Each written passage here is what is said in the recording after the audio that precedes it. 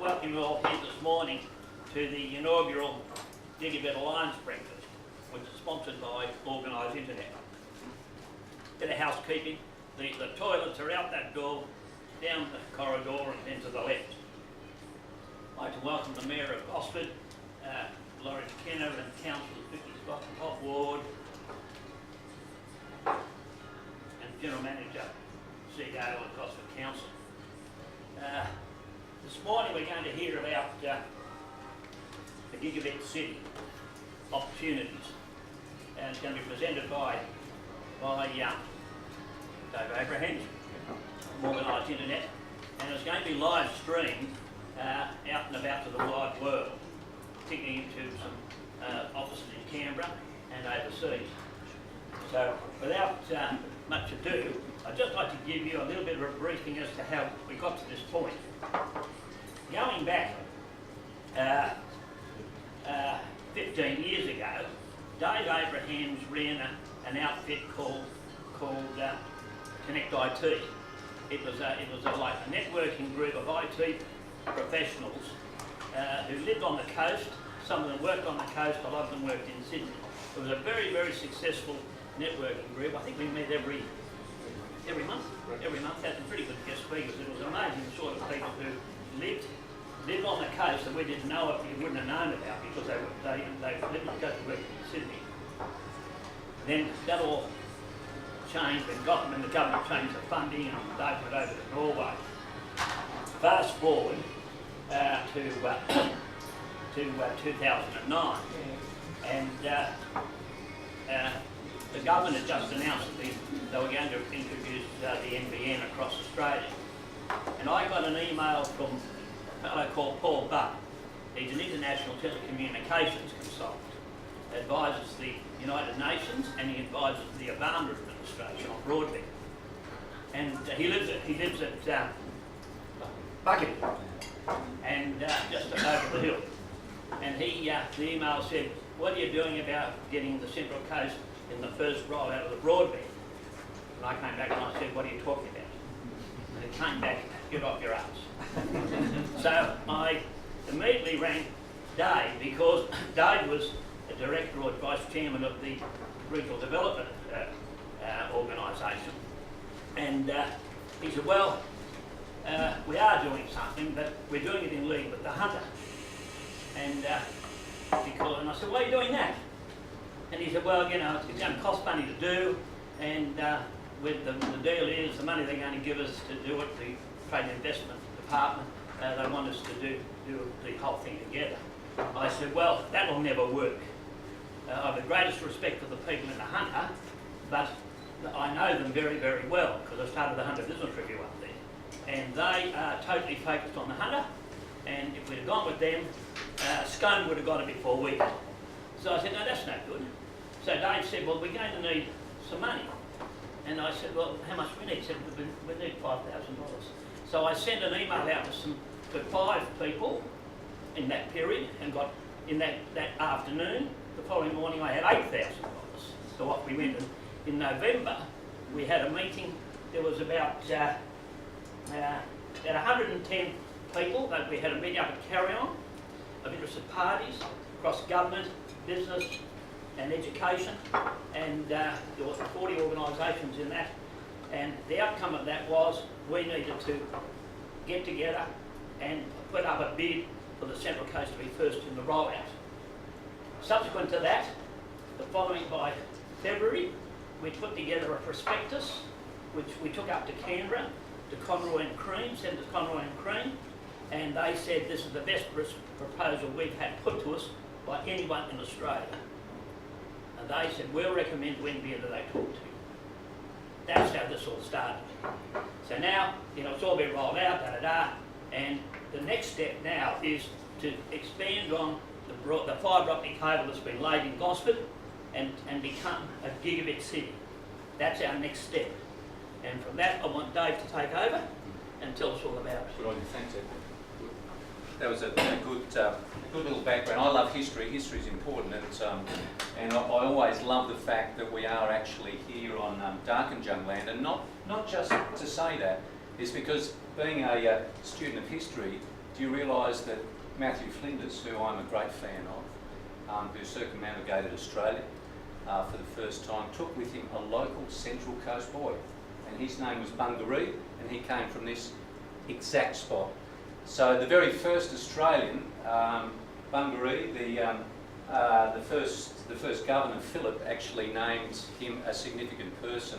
He was one of the first 3 people to learn English, was wise enough not to go back to England and die like some of his compatriots were in the cold, travelled around Australia with Matthew Flinders, and Flinders in his log says, "Bungaree is the very first Australian." So we are here in very significant times. We are being live streamed into the US, hello to Cleveland and to Chattanooga. More about that in a minute though. The point is that gigabit cities are starting to become a phenomena around the world. Last year I travelled around to a couple that were aspiring, and that is Singapore and Tallinn in Estonia, and Helsinki and Oslo in Norway. Now these cities, all of which are economic and social powerhouses in their own right, early on recognised that this was game-changing technology. And I'll go through a little bit of the rationale why I think we stand in a position to actually leapfrog those very cities I just talked about. A recent study of the analysis group in Boston concluded that the US's first gigabit city, Chattanooga, received a productivity boost of 1.1% GDP since the network was installed a few years ago. Now, in their case, the municipal government owned the power company, and they decided to roll out their fibre connections on the back of that. 1.1% GDP increase. It sounds small, but it allowed, as the New York Times actually said, technology correspondent said, it allowed Chattanooga not to go into recession, as most counties across and states across the US went into recession in the GFC. It was the difference between that. As a result, they've captured the excitement of a whole series of quiet entrepreneurs and others. So there's some real productivity benefits, but health as well, we think, is going to be one of the greatest benefits of ubiquitous ultra-fast broadband. And the Pew Research Group out of this university in the States also predicts here that we'll be purchasing health monitoring systems, which again sounds something that is not such a big deal, but these are the sort of things that reduce health costs and increase quality. The magic of technology can be such where we can get both increases in quality and reductions in cost, particularly cost intensity. And health, if an ageing nation, I think that holds wonderful opportunities. In education, in Kansas, which we'll be talking about more in a minute, the Gigabit Education Project is taken off in schools. It was sponsored by both Google and a series of other organisations, public and private organisations all across Kansas City. And Gigabit Education, they plan to vastly increase the access to world-class education.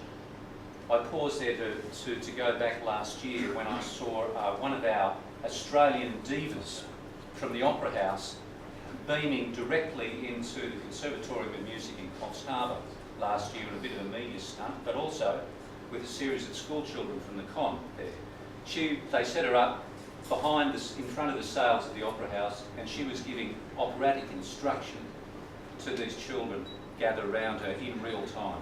Perfect pitch, wonderful, hair-raising sort of thing that you see, and you realise then, to me, my penny dropped, my gosh, imagine experts in their fields broadcasting into classrooms around the nation with this sort of no pixelation, no delay situation. Innovation. I'm quoting here the chairman of the Fed Communications Commission, which is not an insignificant body in the US, making sure the US has super fast, high capacity broadband networks delivering speeds measured in gigabits, not megabits, isn't just a matter of consumer confidence. As important as that is, it is essential to economic growth, job creation and US competitiveness. This was an article in Forbes magazine just last month. So people are taking this seriously. There's the opportunity. There are no gigabit cities in Australia. There are indeed none in the Southern Hemisphere.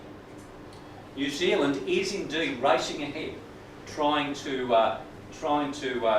declare some of their first gigabit cities within a year. Yet we have the infrastructure installed here right now. We simply need to organise ourselves, negotiate and become the first city in Australia. This will take off like it is around the world, and we will again become an international talking point. It reminds me again, I was sitting in Cambridge, just a little in Cambridge in England, sitting there, and the first time the Central Coast became a talking point in such places, and I noted that. We were sitting there, we'd just gone to a meeting at the university, went back to one of those lovely pubs around the green. It was pissing with rain, it was cold. We were just about to go and listen to the choir practice in King's Chapel. And then a football game came on. And people were watching it, but they were watching the palm trees. They were watching the palm trees. It was the Mariners and it was Melbourne Victory, I think. And they were watching and they were going, I was sitting with a bloke, what I wouldn't do to live in that joint. I said, mate, come on over. It was brilliant. But these things are very significant. And I know many of us, and particularly some of us in the room, know the very, very high significance of having an international footprint. We have an international footprint in sport, most definitely. Our stadium has an international footprint, and here we have a technological footprint, a talking point we could become. I'll just show you this little mashup. Some of you have seen it because we let the cat out of the bag because it was so cool. Some of us even have it in our cars. Listen to the music and the tunes. It is a mashup. This is thanks to the Google Fibre project in Kansas City. We've borrowed some of their concepts and some of their images. We've done it up for Gosford, and here is a little bit of our promo vision for what's happening here.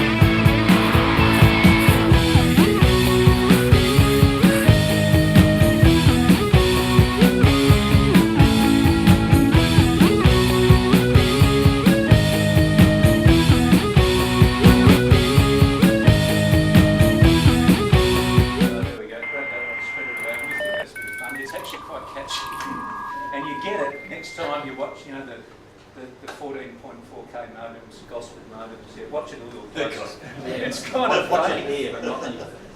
It's kind of funny, but that's where we're at. You know, it really is. That's exactly where we're at. So when I came back from Norway in 1998, you know, we were dealing in modems, weren't we? We were talking broadband, and eventually we got that. So that's the sort of vision in a. Oops. Although I'd love to see it again. I must Such a geek, it's shocking. Such a geek, it's good. We'll send all of you a copy of that. Please do social media, as it were.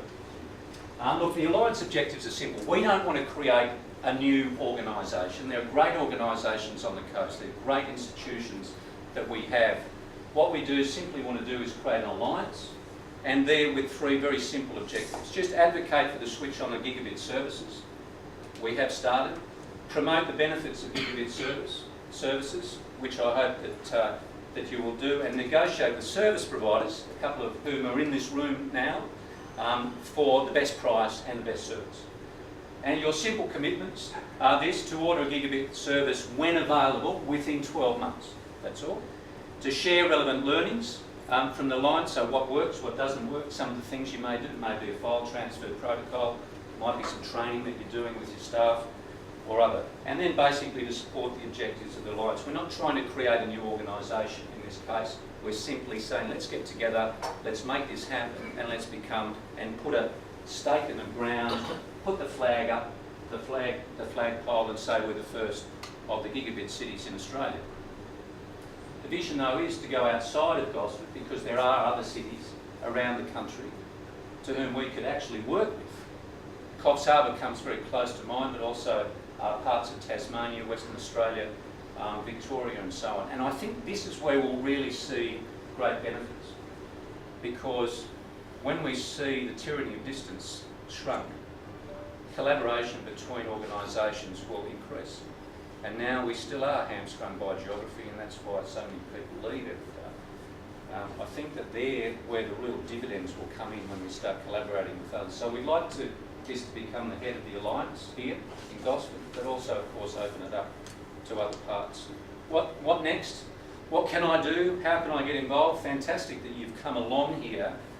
We'd all ask you to do, as it started to flow in, to respond with an email, respond to our email with a letter supporting our objectives. We will, of course, send a pro forma to you. It's pretty vanilla, pretty straightforward, but simply that we have your support in this regard. Think about sponsoring an event, a next event, or a promotion, where you may be able to dream a little bit about what this may be in the future. Contact a colleague that could join the alliance, both either here or particularly in Sydney. Why not ask your colleagues in Sydney to join the alliance in Gosford? It's a good precursor for them to come up and set up shop, or at least allow some of their employees to work here. If you wish, you'd like to sponsor the administration work by sponsorship, cash or in kind, always ask them for resources, whether they're cash or in kind. I paid a little bit today. Our business has paid a bit today, and thanks to Pursuit Communications for helping pull this whole thing together, and for the shareholders of Organised Internet just to make that happen. But you may sponsor your own event and support. Why not support a media release, a story, or indeed some advertising about this? So these are low risk, high reward sort of opportunities. I don't think they come along very often. I do honestly think that this is the next chapter, and you know, the future, as one of the unknowns in Apple say, the very best way to grab that, to predict the future, you know, cliche, is to actually create it. And every now and then we get bits and points in time where we have a great opportunity to influence the future. And I think that time is coming here. Here is our next event. I thought that this is our sort of takeaway. We've talked to Ken Hayes, who's CEO of the Chattanooga Enterprise Centre, and he's agreed. We were going to beat him today, which would have been a lot of fun, but he said, I've got another appointment. But on the 13th of November, Ken's agreed for a half-an-hour talk about the experiences of the US's first gigabit city, and to beam them in here or into our studio next door with a bit of a Q&A about what happened and how significant it was for Chattanooga in the US. So there'll be a live stream directly from Chattanooga. Someone may wish to sponsor that event, put on a few nibbles, you know, whatever, whether it does need to be at 9 a.m. because that's 3 p.m. and that's our appointment in Chattanooga in the States. I'll point out today's event sponsors, and I think that Edgar's going to say a few closing words. Thank you very much. We're not asking you to sign anything, but do get behind. I think we've got a real movement going here. I think we have momentum.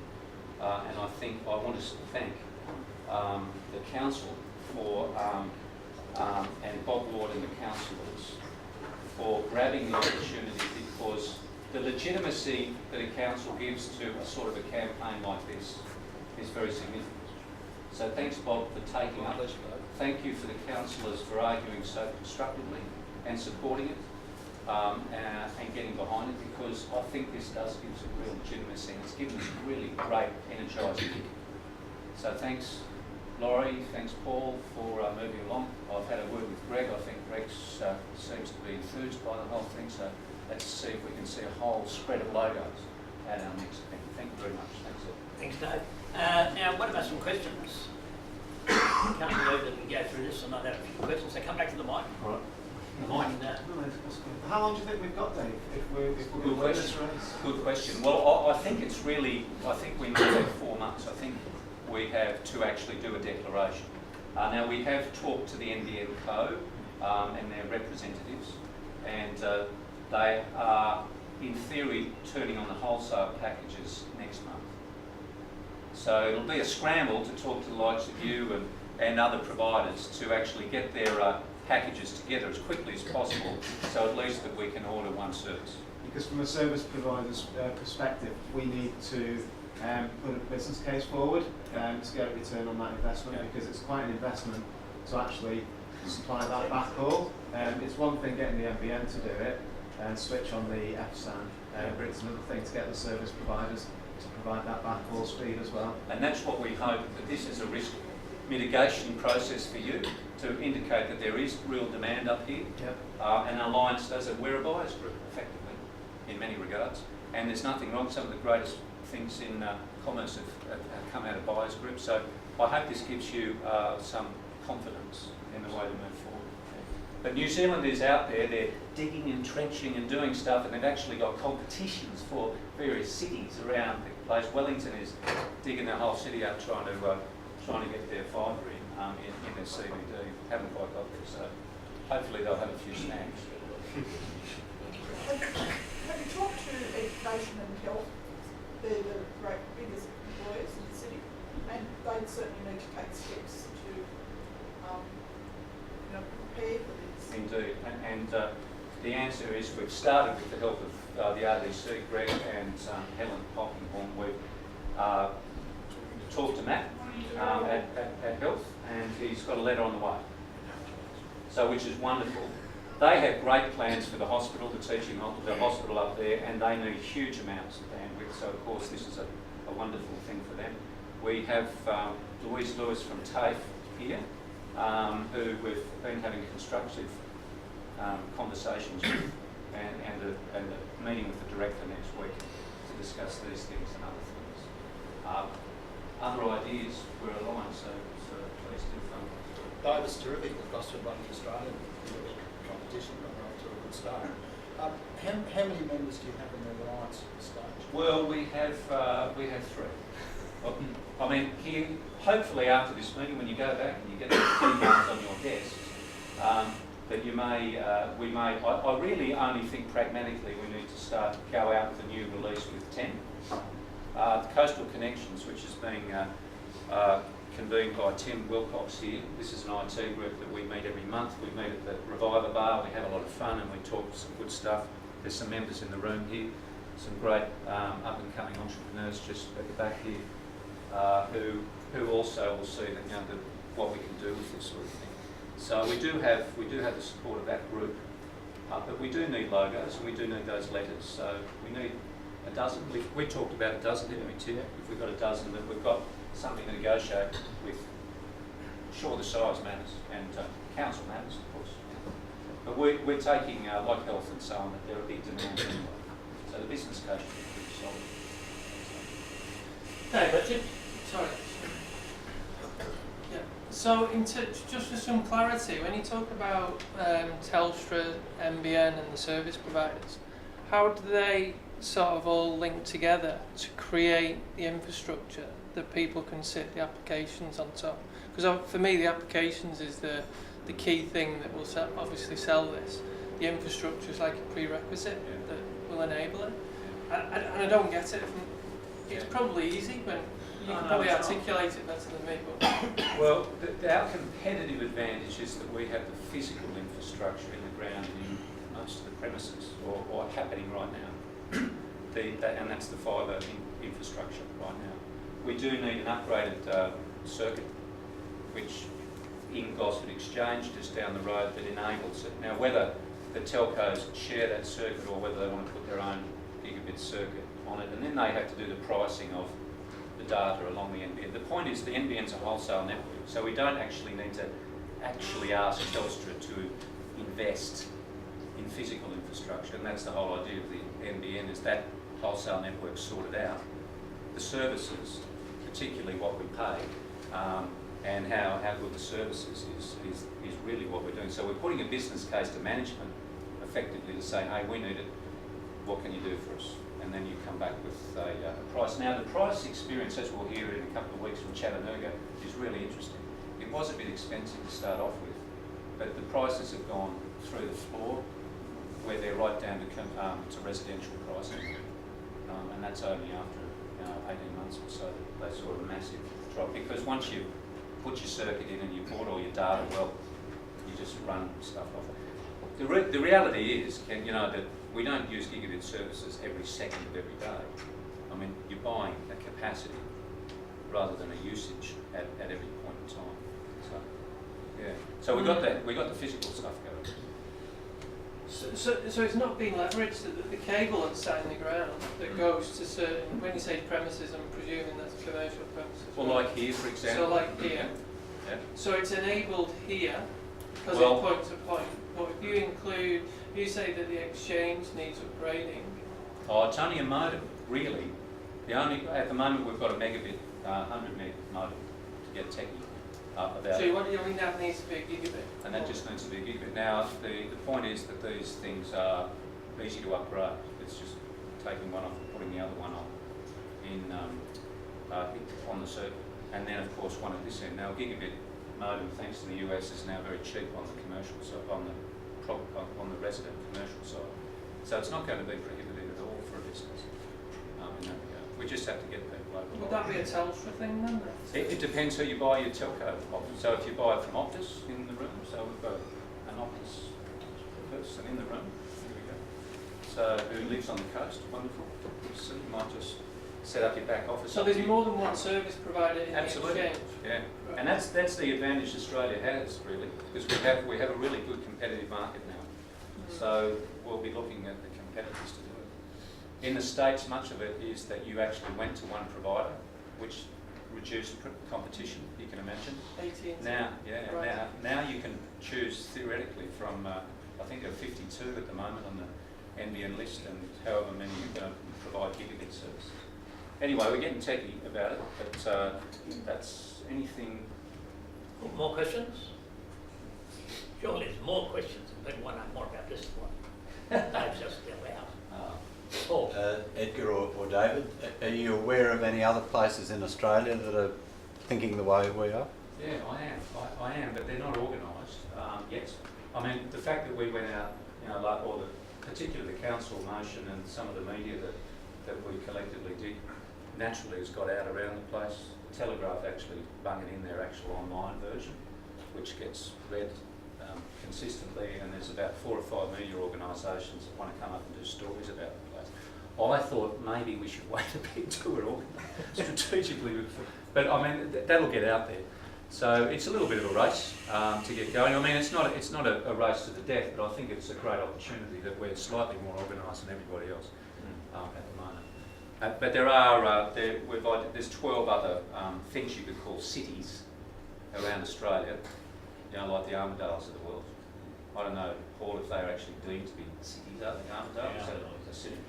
So, we're claiming city status or we are city status. What about Geelong? Sorry? Geelong, Victoria, No, Geelong is fragmented, although it has great ambition, a really good council and great digital strategies. They haven't got the infrastructures yet. They've got a mayor with a lot of colourful outfits. Did you see that funny coloured bunny that we have? I'm just saying.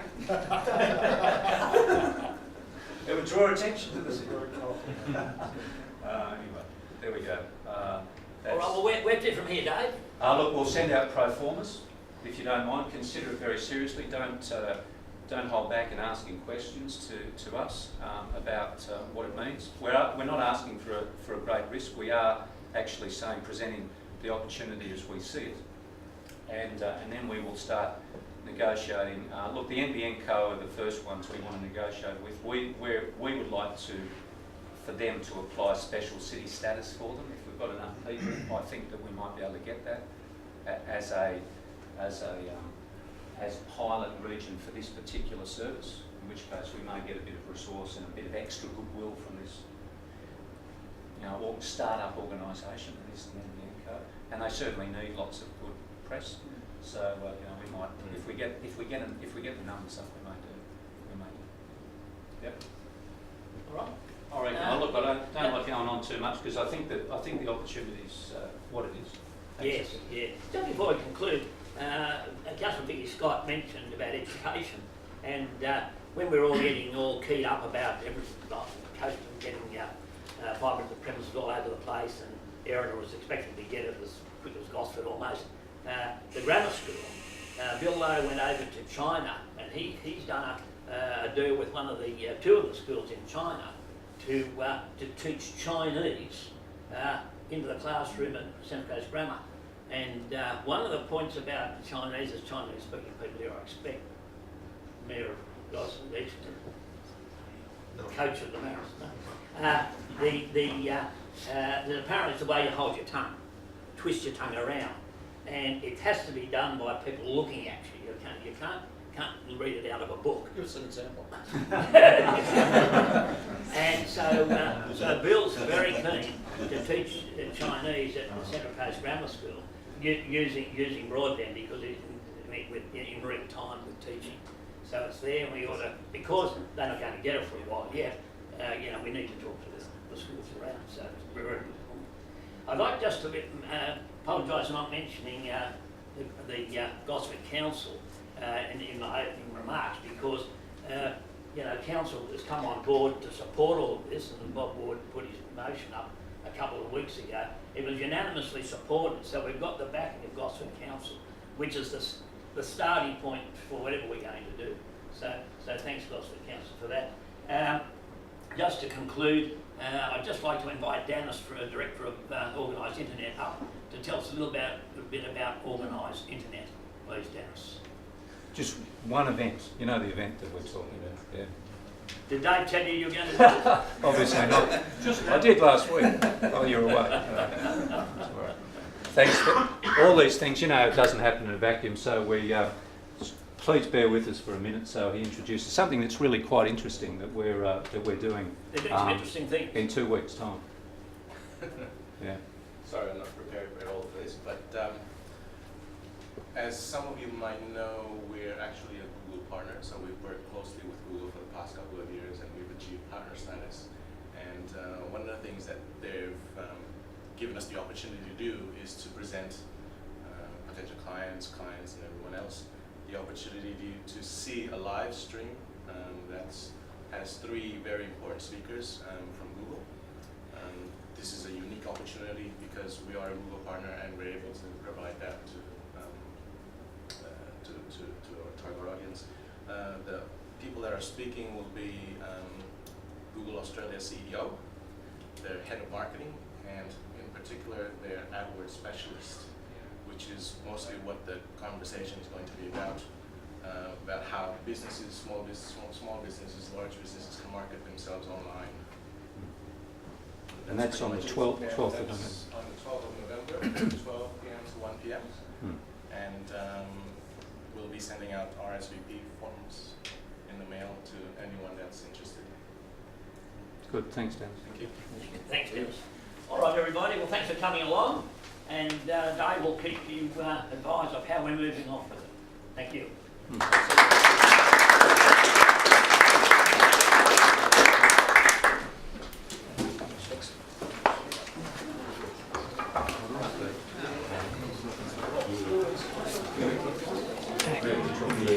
Yeah.